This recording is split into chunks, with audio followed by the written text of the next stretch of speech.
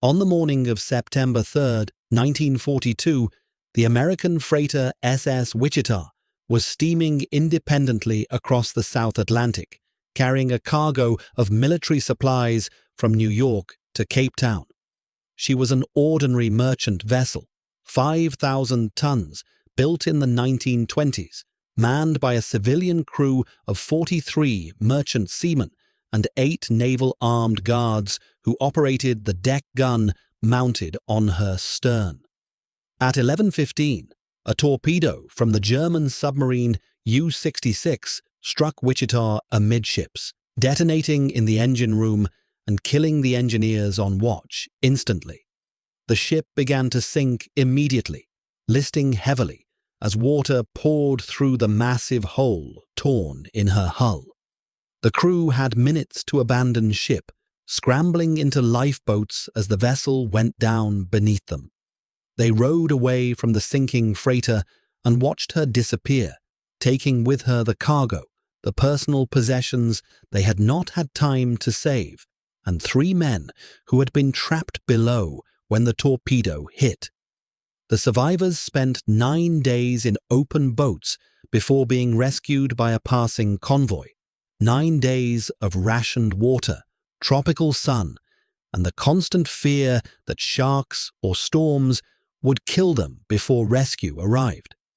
When they finally reached shore, exhausted and dehydrated, they received medical treatment and a ticket home.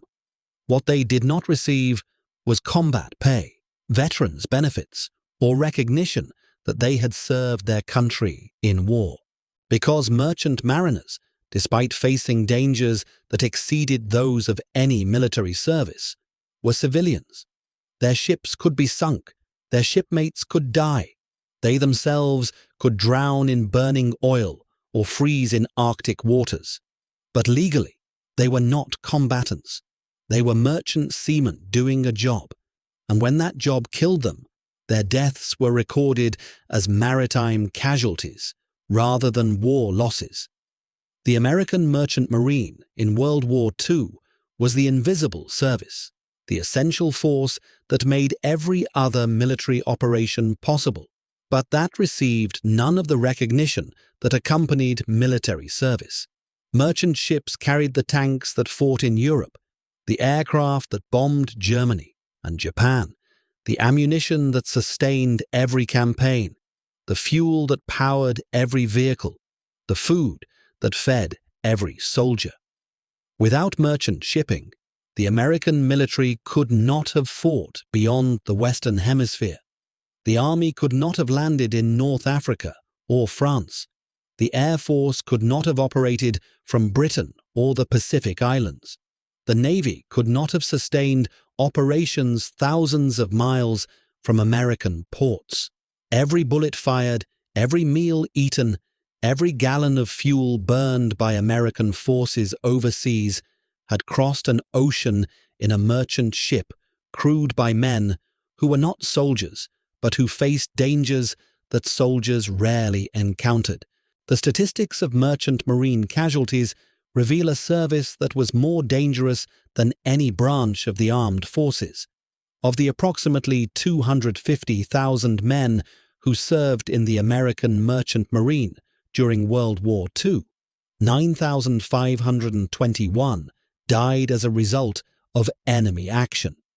This represents a casualty rate of 1 in 26, higher than the Marine Corps, higher than Army infantry, higher than submarine service, higher than any other uniformly organized service in American military history. These men died in every theater of war, in every ocean, in circumstances that ranged from instant death in torpedo explosions to slow death from exposure in lifeboats. They died in Arctic convoys to Russia, in tropical waters off Africa, in the Mediterranean under German air attack, in the Pacific pursued by Japanese submarines. They died quickly when torpedoes detonated ammunition cargoes, creating explosions that vaporized entire ships.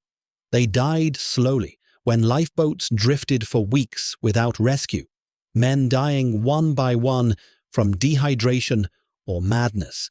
They died in ways that military service members rarely experienced, because merchant ships operated independently or in small convoys without the medical support, the rescue capability, or the protective firepower that military vessels possessed. The legal status of merchant mariners during World War II was a bureaucratic absurdity that reflected outdated assumptions about the nature of modern warfare. Merchant ships were civilian vessels, registered with the Maritime Commission rather than the Navy, owned by shipping companies rather than the government, operated under commercial law, even when carrying military cargo under government charter. The men who crewed these ships were employees of the shipping companies, covered by union contracts, paid wages rather than military salaries. When war came, this legal structure remained essentially unchanged. Merchant ships were requisitioned for military service. Their cargoes became exclusively military. Their routes were determined by strategic necessity rather than commercial profit, but legally they remained civilian vessels with civilian crews. The contradiction was obvious. Men were being sent into combat zones, ordered into waters where enemy submarines operated, required to sail to destinations where German or Japanese aircraft would attack them. Yet they were not considered military personnel for purposes of benefits or recognition. The War Shipping Administration, created to manage merchant shipping during the war, was acutely aware of this contradiction, but lacked authority to resolve it. The agency could charter ships, assign routes, and coordinate with military commands, but it could not change the fundamental legal status of merchant mariners. Congress would have to act to grant merchant seamen military status or veterans benefits, and Congress showed little interest in doing so during the war years when attention was focused on military services that had powerful advocates and public recognition. Merchant mariners had neither. They had no veterans organizations lobbying on their behalf, no public constituency that understood their contributions, no institutional voice within government that could press for recognition. The dangers that merchant mariners faced were fundamentally different from those experienced by military personnel, in ways that made survival more dependent on luck than skill. A warship under attack could maneuver, could fight back with guns and torpedoes, could call for assistance from other naval vessels. A merchant ship could only zigzag, hope that armed guards could hit attacking aircraft with their single-deck gun, and pray that submarines would miss or target a different vessel. When hit, warships had damage control parties trained to fight fires and flooding, had compartmentalization designed to contain damage, had medical personnel to treat casualties. Merchant ships had civilian crews with minimal damage control training, had cargo holds that could not be sealed off, had no medical facilities beyond basic first aid. Surviving a torpedo hit on a merchant ship meant abandoning vessel before it sank, getting into lifeboats in darkness or rough seas, and hoping that someone would rescue you before exposure or thirst killed you. The experience of merchant crews in Arctic convoys to Russia exemplified the extreme conditions under which they operated. Ships carrying war supplies to Murmansk faced German submarines, German aircraft, and German surface ships, all operating from Norwegian bases close to convoy routes. They faced Arctic weather that froze spray into ice on decks and superstructures, adding weight that could capsize vessels. They faced seas so rough that lifeboats were torn from their davits, waves so large that lookouts lost visual contact with ships hundreds of yards away. Men who fell into Arctic waters died within minutes from hypothermia. Men who survived sinkings found that rescue ships could not stop to pick them up because stopping made the rescuer vulnerable to the submarines that were still attacking.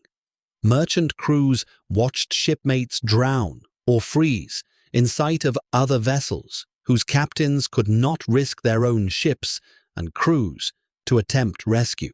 The Liberty Ship program, which produced over 2,700 cargo vessels between 1941 and 1945, represented American industrial capacity at its peak, but also revealed the expendable nature of merchant shipping in wartime planning.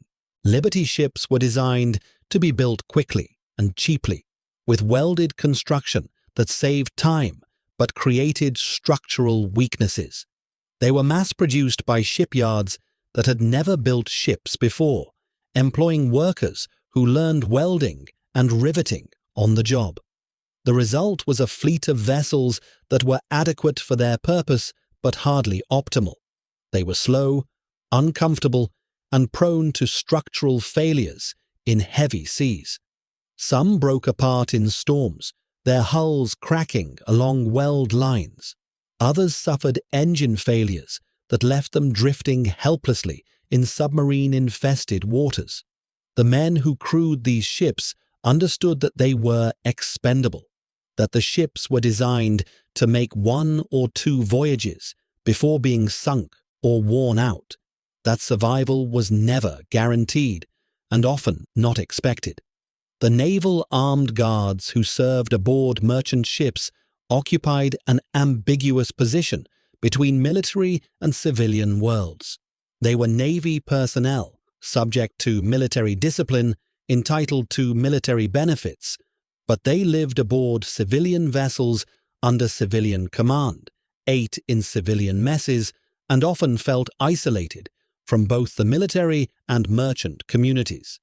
Their mission was to operate the defensive armament that had been mounted on merchant ships, typically a 3-inch or 5-inch gun on the stern, anti-aircraft guns on the bridge wings, occasionally depth-charge racks for anti-submarine defense.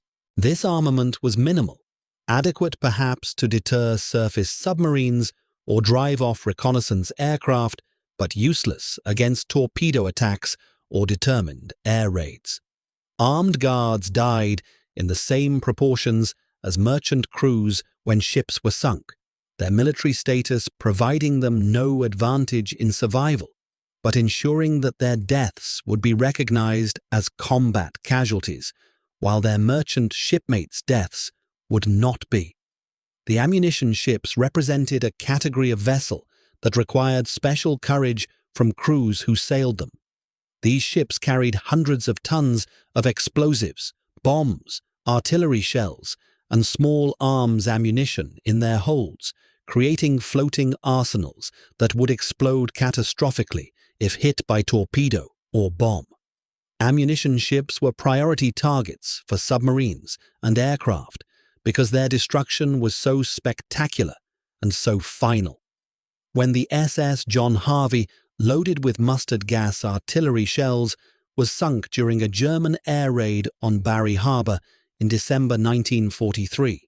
The explosion killed over 1,000 military personnel and Italian civilians, released poison gas that contaminated the harbor, and created a disaster that authorities initially tried to conceal.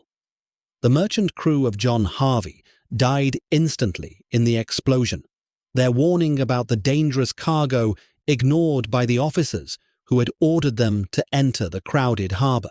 The psychological toll of repeated exposure to mortal danger, without military recognition or support, created conditions that affected merchant crews in ways that military psychiatrists rarely studied.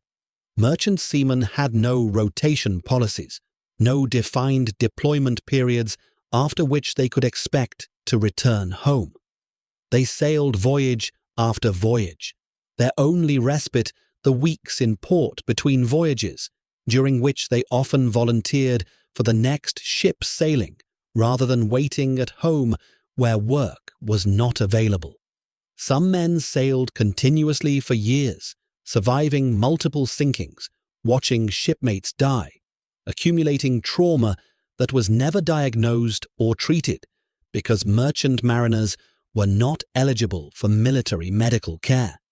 They drank to forget, they fought in port bars, they took risks that seemed suicidal to observers who did not understand that after surviving enough torpedo attacks, the prospect of death loses its terror and becomes merely another occupational hazard. The racial dynamics of the merchant marine during World War II reflected both the discrimination endemic in American society and the practical necessity that created opportunities unavailable in other services. Black Americans served in the merchant marine in integrated crews decades before the military services were desegregated. Filipino, Chinese, and Hispanic Americans found employment on merchant ships when other industries excluded them. This integration was not ideological, but pragmatic. The merchant marine needed bodies more than it cared about race, and shipping companies hired whoever could do the work. Black seamen died in the same proportions as white seamen when ships were torpedoed, their equality in death more complete than their equality in life had been. The women of the merchant marine, few in number but present throughout the war, faced challenges that combined the dangers of war service with the discrimination of mid-20th century gender roles. Some served as radio operators, others as stewardesses on passenger ships converted to troop ships, a few as pursers or medical personnel. They were paid less than men doing equivalent work. They faced harassment that went unreported and unpunished, and they received no recognition for service that was identical to that performed by men. Their contributions were forgotten more completely than those of male merchant mariners, their names absent from casualty lists that often recorded only men, their service erased from histories that assumed all mariners were male. The post-war treatment of merchant mariners by the government they had served was characterized by neglect bordering on betrayal. The GI Bill that provided education and housing benefits to veterans specifically excluded merchant seamen because they had not been members of the armed forces. Veterans' hospitals refused to treat merchant mariners for war-related injuries because they were not veterans. Merchant seamen who had survived multiple sinkings, who had spent weeks in lifeboats, who had witnessed horrors that would have qualified military personnel for psychiatric care, received no counseling, no disability payments, no recognition that their service had been anything other than civilian employment in dangerous conditions. They were told to be grateful they had survived, to accept that their high wages during the war compensated for the risks they had taken, to move on with their lives without expectation of government support. The efforts to gain recognition for merchant marine service began during the war and continued for decades after, a campaign led by survivors and families who believed that service and sacrifice deserved acknowledgement regardless of legal technicalities. Merchant marine veterans organizations formed, modeled on the American Legion and veterans of foreign wars, but lacking those organizations' membership numbers and political influence. They lobbied Congress, wrote letters to presidents, testified before committees, seeking legislation that would grant veterans status to merchant mariners who had served during World War II. Progress was glacially slow, measured in decades rather than years, each small victory followed by implementation delays and bureaucratic resistance. The breakthrough came in 1988, more than 40 years after the war ended, when Congress finally passed legislation granting veterans status to merchant mariners who had served during the war. This status provided access to veterans' hospitals, made mariners eligible for burial in national cemeteries, and allowed them to receive veterans' benefits for service-connected disabilities. But the recognition came too late for most of those who had served.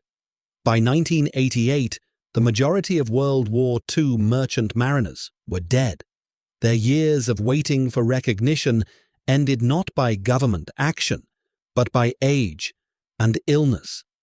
The men who had served in their 20s were now in their 70s and 80s, dying at rates that meant each year of congressional delay represented hundreds or thousands of veterans who would never receive the recognition they had earned.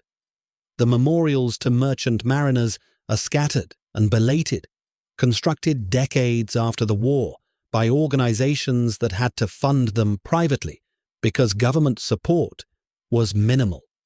The American Merchant Mariners Memorial in New York Harbor depicts 3 merchant seamen on a sinking ship, one reaching toward a fourth man in the water who is being attacked by sharks, an image drawn from a famous photograph taken after a submarine attack.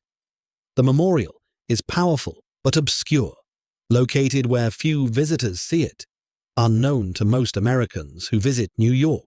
Other memorials exist in port cities that had been merchant marine training centers or major shipping hubs, but they are local rather than national, marking regional contributions rather than the service of the entire merchant fleet. The comparison between the recognition given to military services and the neglect shown to the merchant marine reveals attitudes about war service that prioritize uniforms over contributions, formal military status over actual combat exposure, institutional affiliation over individual sacrifice. Merchant mariners died in higher proportions than soldiers, sailors, or marines, but they died as civilians, and therefore their deaths were somehow less worthy of recognition. They faced enemy action continuously while at sea, but because they were not formally military, their courage was somehow less valuable than that of military personnel. They were essential to victory, but because their service was performed as civilian employees, their contributions were somehow less significant than those of the uniformed services. The strategic reality was that without the merchant marine, American military power could not have been projected globally. The Navy could fight sea battles and provide fire support for amphibious landings, but it could not transport the 1 million tons of cargo required to sustain a single Army division overseas for a year. The Army could train soldiers and plan campaigns, but it could not move those soldiers and their equipment across oceans without merchant shipping. The Air Force could build aircraft and train pilots, but those aircraft required fuel and ammunition that only merchant ships could deliver in the quantities warfare demanded. Every aspect of American military operations depended on merchant ships crewed by men who were not soldiers but who served in war zones nonetheless. The technological development of merchant shipping during World War II reflected the demands of warfare and the expendable nature of the vessels involved. Liberty ships evolved into victory ships with better performance but similar construction techniques. Tankers grew larger to carry more fuel per voyage, accepting that their size made them more visible to submarines. Refrigerated ships carried food to distant theaters, their cooling systems making them complex and expensive, but essential for feeding armies in tropical climates. Specialized vessels were designed for carrying aircraft, tanks, or ammunition, each type optimized for its cargo, but all sharing the vulnerability inherent in merchant shipping during wartime. The post-war merchant marine declined precipitously as government support shifted to commercial aviation, and the military focused on maintaining combat vessels rather than cargo capacity. The thousands of Liberty ships built during the war were sold, scrapped, or laid up in reserve fleets that gradually rusted into uselessness. The merchant mariners who had served during the war found that civilian shipping companies offered fewer berths and lower wages than wartime conditions had provided. Many left the sea entirely, taking jobs ashore where risks were lower and recognition was not dependent on government legislation. The institutional knowledge they carried, how to navigate in convoy, how to survive torpedo attacks, how to manage cargo in combat zones, was lost as they retired and died without passing it to a new generation that did not need such skills. The legacy of the merchant marine is preserved primarily through the efforts of veterans and historians who recognize that the service deserves better than it received. Archives hold ship logs and casualty reports. Museums display artifacts and photographs. Oral history projects recorded interviews with survivors before they passed.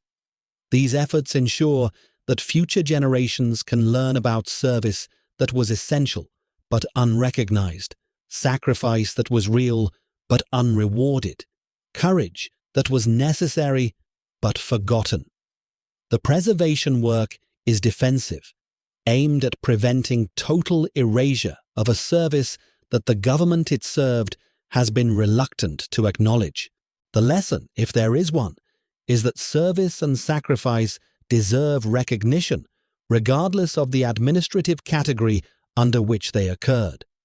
The men who crewed merchant ships during World War II served their country as surely as the men who wore military uniforms. They faced dangers that were as great or greater than those faced by military personnel. They died in proportions that exceeded military casualties. They contributed to victory in ways that were essential rather than merely helpful.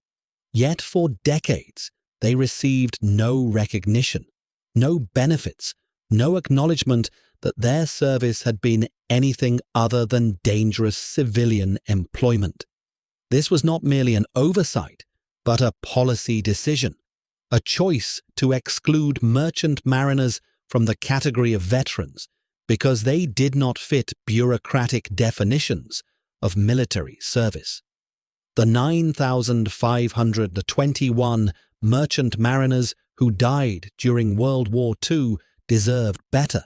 They deserved recognition while they lived rather than decades after most were dead. They deserved benefits that acknowledged their service rather than bureaucratic determinations that excluded them. They deserved a place in national memory that reflected their contributions rather than their absence from that memory. What they received instead was neglect, delay, and recognition that came too late for most to receive it. Their service was essential. Their sacrifice was real. Their deaths were as meaningful as any combat casualty. But they were merchant mariners, civilians in a war fought by military services, and so they were forgotten while others were remembered. 1 in 26 died. 9,521 men killed by enemy action. 733 American merchant ships sunk. Casualties higher than any military service. No recognition until 1988. No benefits until most were dead. No memorial until survivors built their own. This was the American merchant marine in World War II. The service nobody remembers. The deaths nobody counted as military casualties. The courage nobody acknowledged until it was too late to matter. They carried the war on their backs across every ocean, and history forgot them. They deserve better than history gave them. They deserve to be remembered.